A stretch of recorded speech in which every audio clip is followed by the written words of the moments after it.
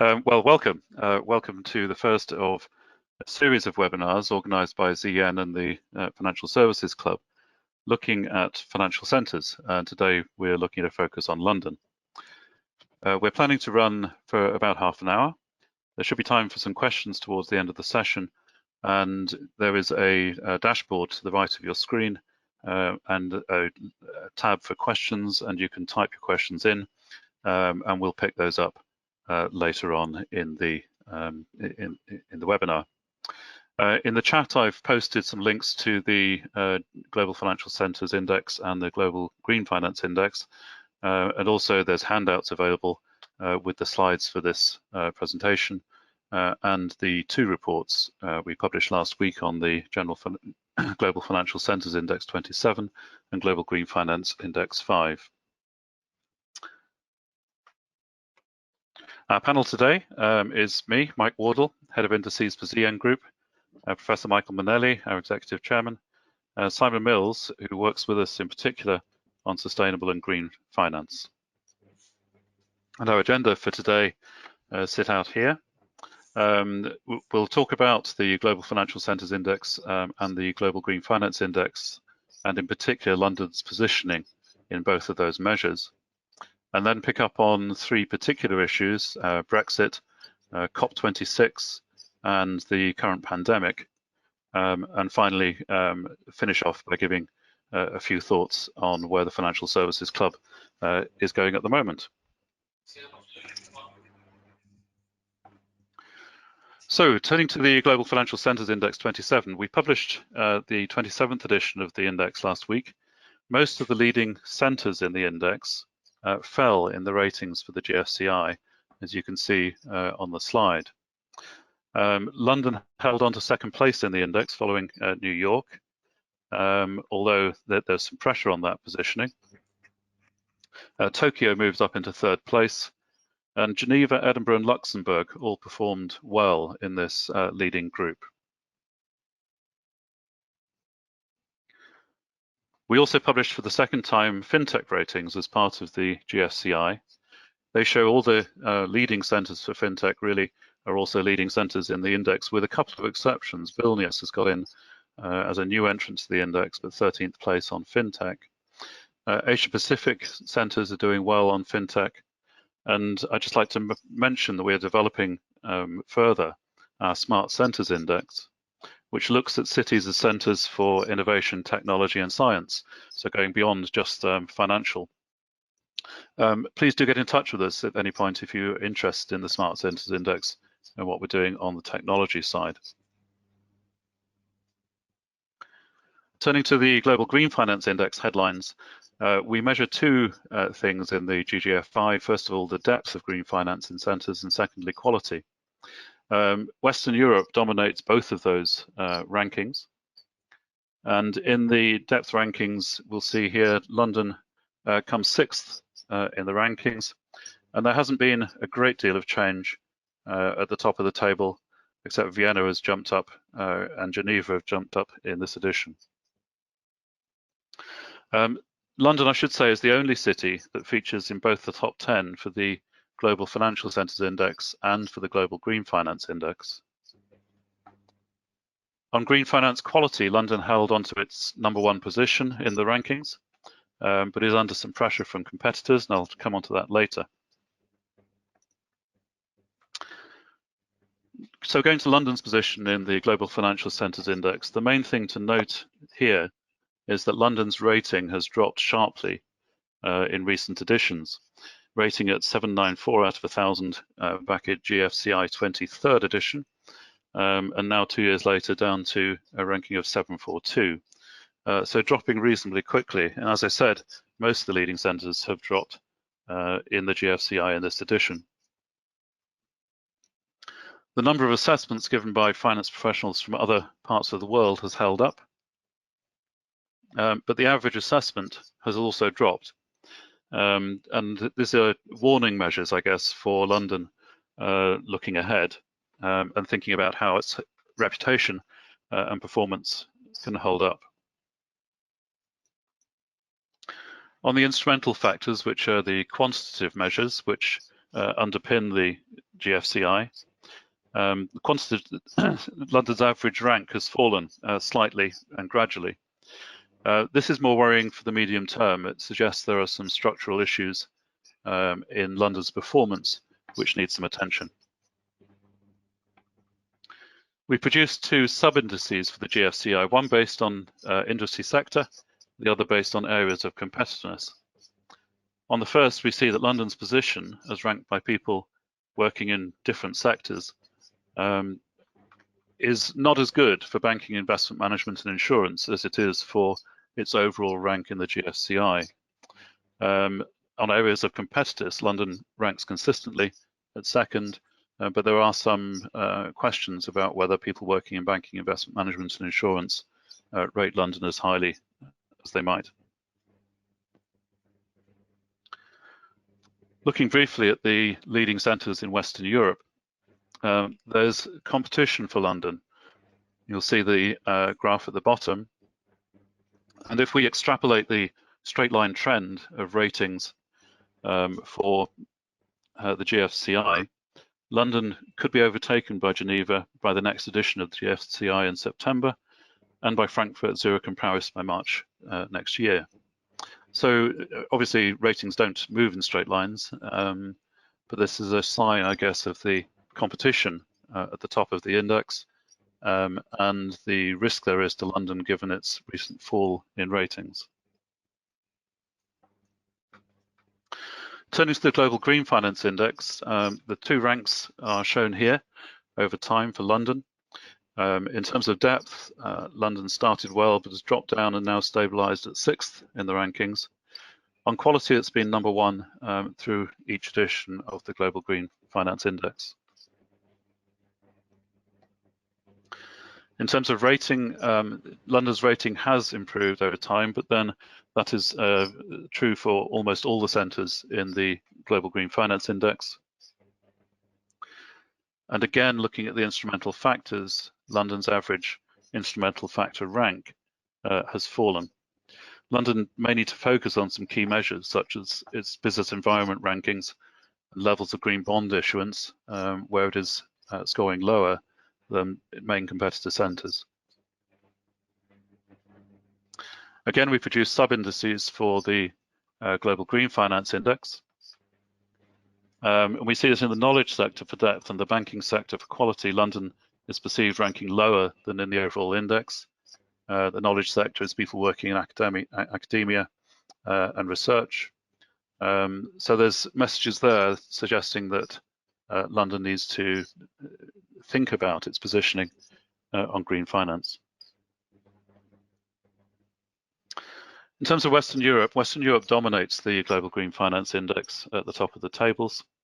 But again, if we look at the straight line trends over the next period, London's position on quality as top of the rankings is under threat. On a straight line trend, London would lose out to Amsterdam and Zurich over the next 6 months and could lose its first place ranking. We want to turn to some key issues that are facing London and indeed others. Brexit, the hosting of COP26, and indeed the current pandemic, and just do some thinking about how these issues may affect London going forward. First of all, on Brexit, we've already seen an economic impact. Q4 of 2019 seeing pretty flat growth in the UK economy. Second, we know that there will be a regulatory impact, but it's now clear that we're certainly uncertain about what that regulatory impact may be on leaving the European Union. And we don't know what regulatory freedoms may come as a result of current negotiations, nor what benefit such regulatory freedoms may bring. So the uncertainty continues, although we know that there is going to be definite change. Just mentioning GDPR, the future of data sharing, we think is as important, if not more so, than regulation. And finally, the impact on trade.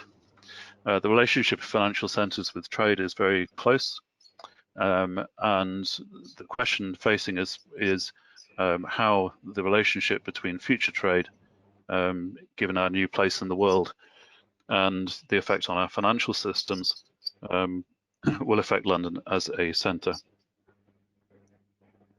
Mike, that's been a fascinating presentation and a good skip and a hop through a very dense set of materials that are online.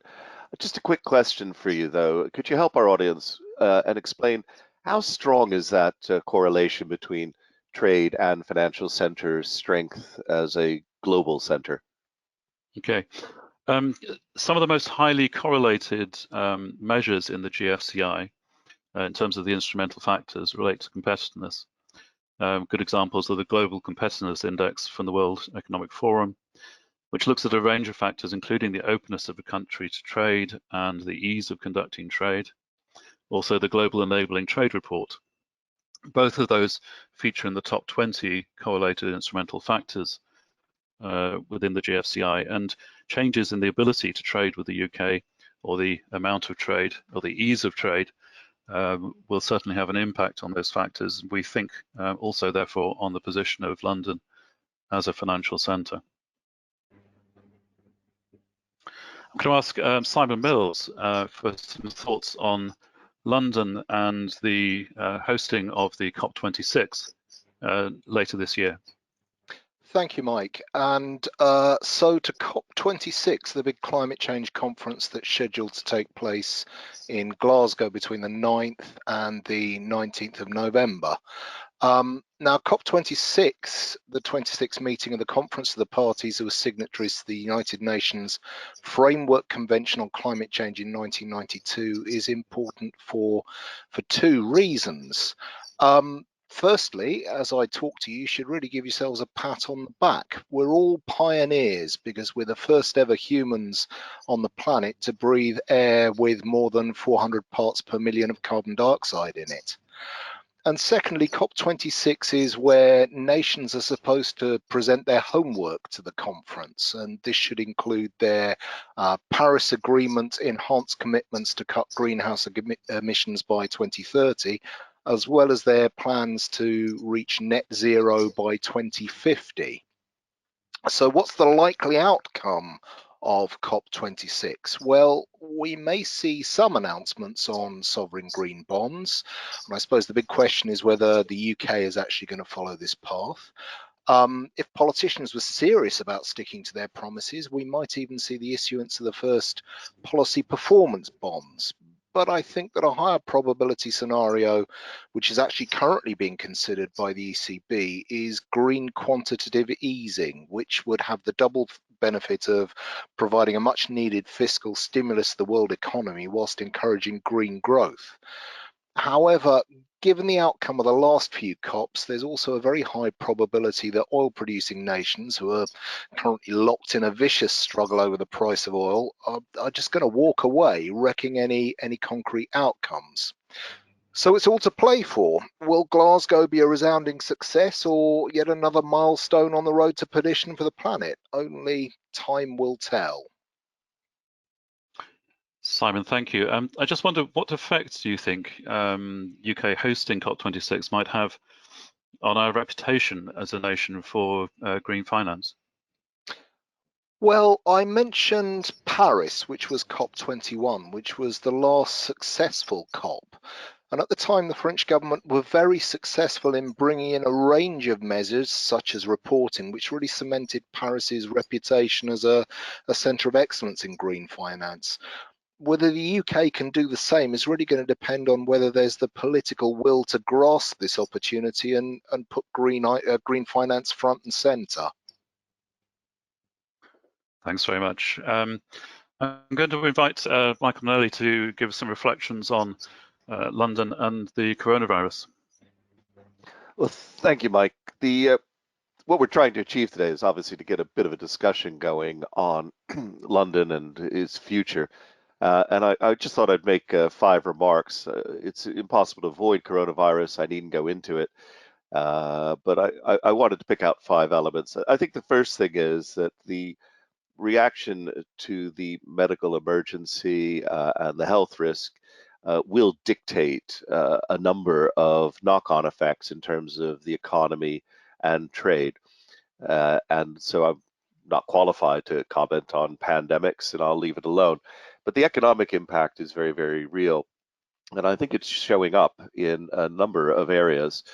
Most importantly, we've never really had sufficient fat, so to speak, in the system. Nobody has dreamt of trying to have an economy go into lockdown for 3, 4, 5, whatever months. And I'm not sure that we, on return, wish to build an economy like that. The resilience in such an economy would be enormously high. And this has two effects. One, global supply chains, which have been arguably a little bit brittle, could in the future be put a lot more fat into them. So this would lead to much more warehousing, lots of reserves, etc. Do we really want that? That's an interesting question. So if we weather this through with government support and direction, people might say, well, this is just a one-off. There's little to learn. The second thing about the economic impact is we've never had sufficient credit in the system. And in financial services, the biggest thing is the role of credit in this modern economy. So will we exit this with people saying there ought to be, every firm ought to have a 1 or a 2 year buffer to be able to withstand complete shutdown, or will people say, let's go back to normal? However, I do think in the trade area, there is going to be a definite impact, and this has potentially got an upside for financial services. Longer term, more secure trade deals with more buffering mean effectively more contracting. And so, Mike, your point there about the relationship between trade and financial sector strength is quite important. And this leads me on to two fairly obvious points. We brought out a fun video today, which I would recommend to everybody. Perhaps, Mike, you might want to post it. It was about chair miles. We're seeing the potential tipping point of home working as people who've never used it before start to do this. Could this really affect a financial center? Well, possibly. Imagine that people find that working from home is the new normal. One would then anticipate a drop in commercial property prices and perhaps the importance of commercial property in centers such as London, Singapore, Hong Kong, New York, Shanghai. On the other hand, one might see a rise in residential values as people say, well, if I'm going to be working from home more frequently, that extra bit of home office space and a little bit more luxurious surroundings are just that much more essential. So potentially demand there. And finally, I think we've got to ask ourselves about the role of finance. At the moment, governments seem to be taking this on without much recourse to financial services other than payment systems. And in the United Kingdom, where the government has provided some sorts of guarantees, two sectors, banking and insurance, so far haven't shown. In the banking sector, we've seen the banks requiring guarantees, personal guarantees on mortgages and things from small business people when the loans themselves are already largely guaranteed by the government. So this is seen as being somewhat rapacious.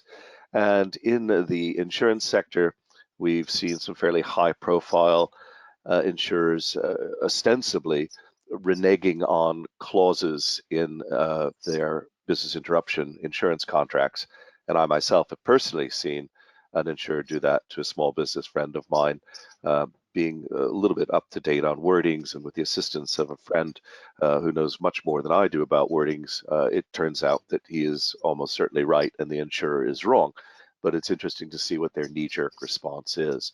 So I think that London post-coronavirus could potentially be a very different place in residential commercial property, and financial services might be seen as something that is not part of the solution. It's actually become part of the problem, and that long term is not good news for financial services anywhere. Thank you. Michael, one thing that strikes me is if home working really takes off and becomes a lot more prevalent, do you think it's going to have an impact on the importance of clustering as a driving factor in the competitiveness of financial centres? Well, Simon, that's an excellent question, and it's been a question that we've been asking ourselves for over 30 years. I could point you to economist articles from 25, 30 years ago saying, for example, that obviously we'll all be trading from mountaintops in Switzerland or from beaches in the Caribbean, and that we don't really need to physically meet. I just think this has never been put to the test, and a lot of people will go back and forth on this, myself included, but genuine social change does occur. Men's dress codes, the way in which people interact with others, the role of women. So we've seen all of this in our lifetime, and absolutely nothing prevents us saying that we can do all of this online.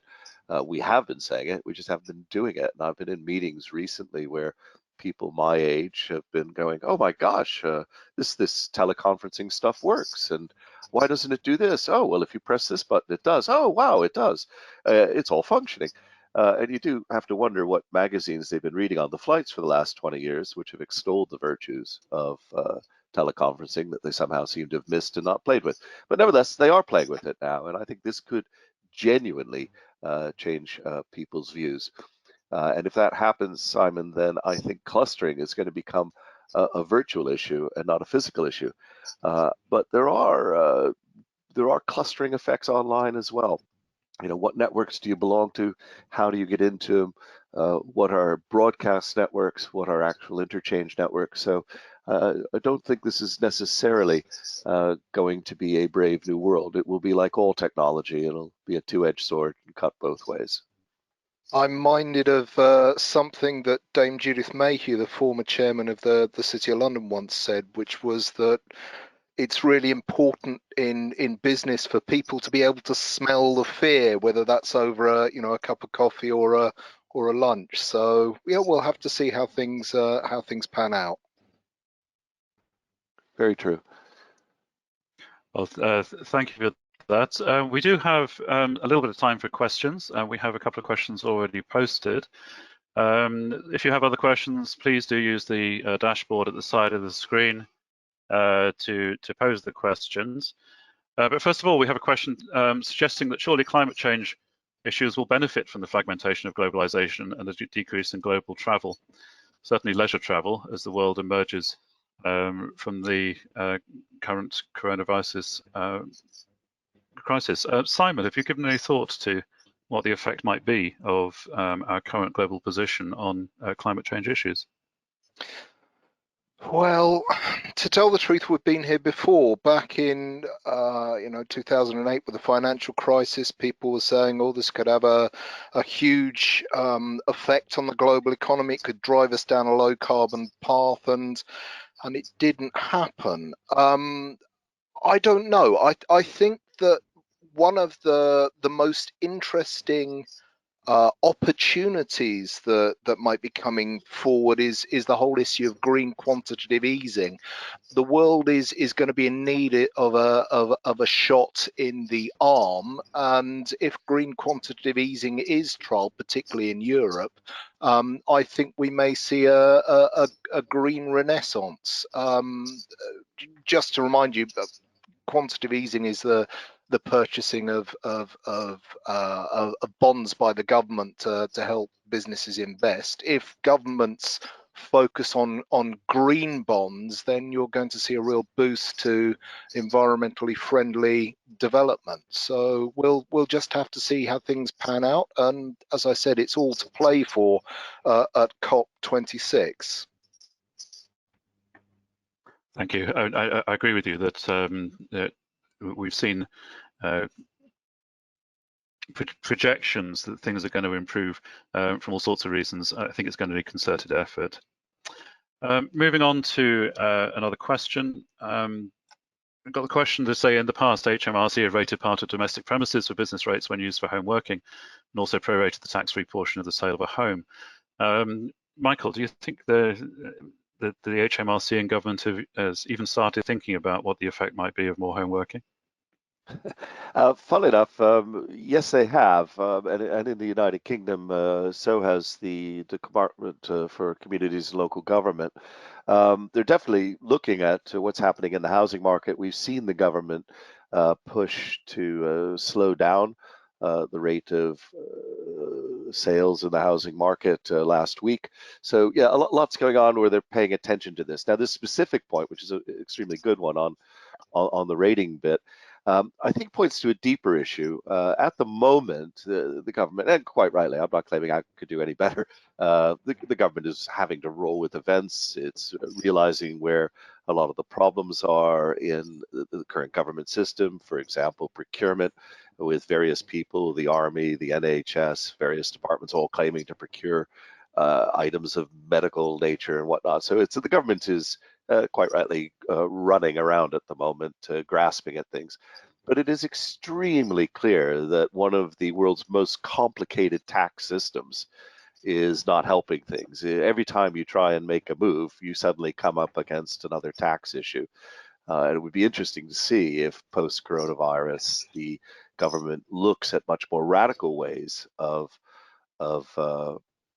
handling taxation. So, for example, Boris Johnson in early 2016, when he was mayor of London, supported the publication of quite a lengthy report on what a land value tax would mean.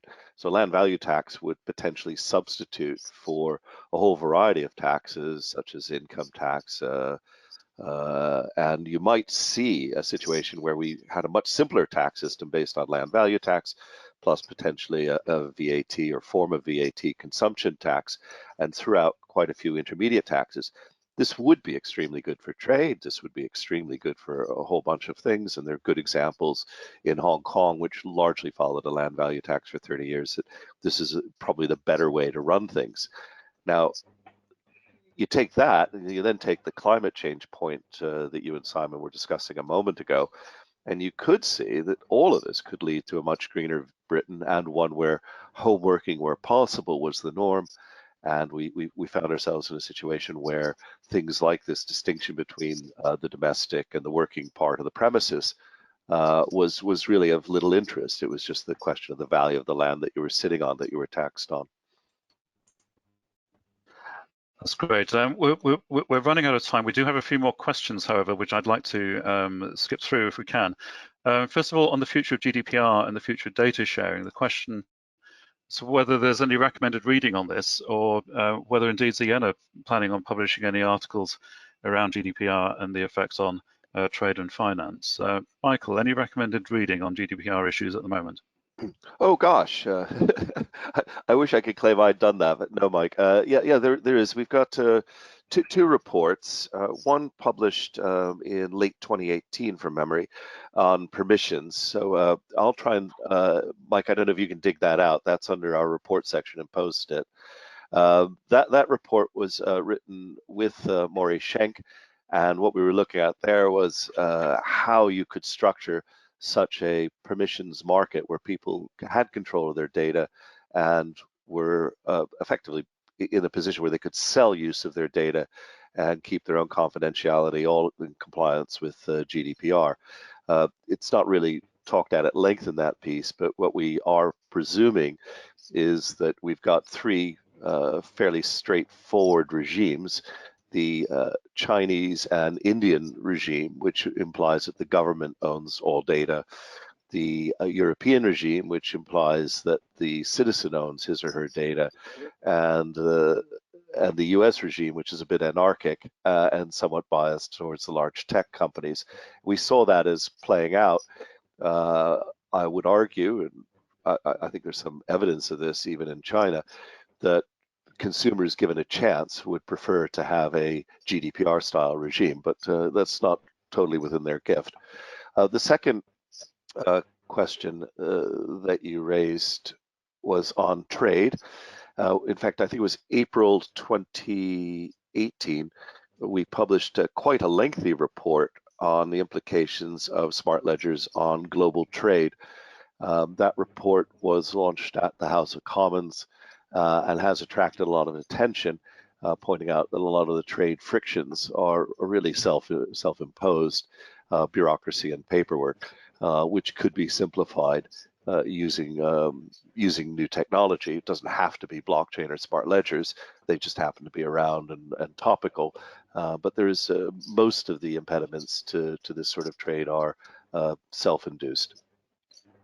Can I just add to the GDPR point? In the London Accord, which is the world's largest collection of free to access ESG research, there's a really good report called Poor Digital Rights Performance, Who Pays the Price, which will really give you a fundamental briefing of the importance of GDPR and other privacy regime. So I'd really recommend having a look at the London Accord to see what's there as well.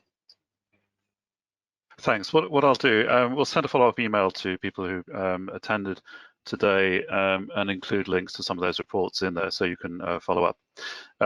Really short of time, just had a question asking about how the Crown dependencies and overseas territories have performed in GFCI. Well, the focus today was on London, but the Crown dependencies have recovered a bit of ground in the GFCI following some quite serious falls in the last edition. We don't have time really to go into it here, but I've made a note of who asked the question, and I'll be in touch separately to give you an update on that. Final question was just noting that light touch doesn't work on green, suggesting we need cops real cops to police the many green initiatives. And I think enforcement around the regulation of green financial labeling and ESG is quite important in terms of going forward, and will require international action. I think the EU work on taxonomies recently as a step forward, and we know that China is working quite closely with international organizations to try to ensure that the labeling and measurement of green finance improves over time. That is all we have time for today in terms of questions. Just want to ask James Pitcher from the Financial Services Club to give us a brief word on where the FS Club is going, and just handing over to James now. Yes, thanks very much, Mike, and hello everyone. This is James Pitcher. I manage the FS Club.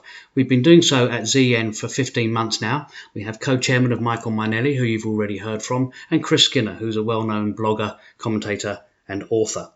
The benefits that we bring to our members and audience cover three key areas which I'm going to touch on very briefly: news, events and partnership. Firstly, news. You can receive a daily news email, which if you sign up to that via the website or by dropping me an email, will also get you invites to our events, including these webinars, and is a link into Chris Skinner's daily blog. You're also able to share your news on our website as a member and through our monthly newsletter. In the middle of the screen, you'll see a new product offering that we brought to bear recently, that of customized news bulletins. This is an AI-generated summary of key parts from relevant articles under 200 different topics. The one that's shown on screen focuses on anti-money laundering. Again, you can sign up for these bulletins via the website, and I encourage you to do so. And then to events.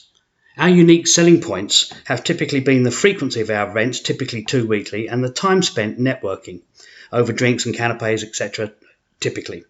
While the networking physically is currently on hold, we have adapted quickly. You can see here a list of the webinars that we have planned. We've increased our frequency of these educational, informative and sometimes fun remote events. The current program is shown. It's quite extensive, and this is subject to change and probably addition as well. We'll also be introducing special interest groups, or SIGs, so watch this space, something that you can subscribe to and join up to separately. And finally, partnerships. We're keen to build our community through partners that we've added who bear similar interests in terms of building out that community. And we've also added continuous professional development points, currently in partnership with the CISI, but we will also be adding more institutions as we go forward. If anyone would like any more details on the FS Club, please drop me a line at james_pitcher@fsclub.co.uk, or you can contact me through ZN. Many thanks. Well, thank you very much to our panelists, to you for attending, those who asked questions. Just say we are looking forward to the next editions of the Global Financial Centres Index and the GGFI. Do take part in our surveys and rate financial centres, be part of the community. Many thanks for your attendance, and we hope to see you again very soon. Thank you very much. Thank you.